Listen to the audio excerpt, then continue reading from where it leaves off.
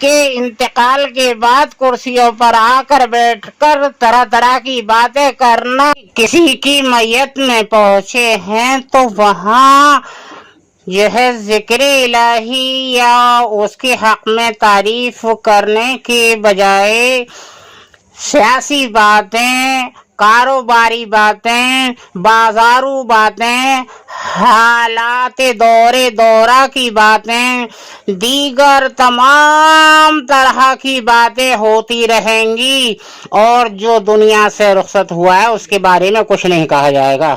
اگر ایک اچھائی بھی ہے جو شخص مرا ہے اور اگر اس کو تم بیان کرتے ہو تو وہ گواہی بنے گی، روز محشر فیض ہوگا۔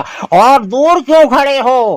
ارے اگر 40 لوگ بھی اگر نماز جنازہ میں ہو جائیں گے تو اس کی مغفرت ہو جائے گی، ورنہ ایسے تو کفار بھی دفن کر جائیں گے۔ اگر عذر ہے کہ پاک نہیں اس لیے نماز میں شریک نہیں ہو رہے تو قبرستان میں داخل ہونا بھی گناہ ہے، اور اگر پاک ہو تو نماز جنازہ اگر یاد نہیں تو صرف 4 تکبیریں اللہ اکبر کی امام کے ساتھ ساتھ کہہ لو، تب بھی کام بن جائے گا۔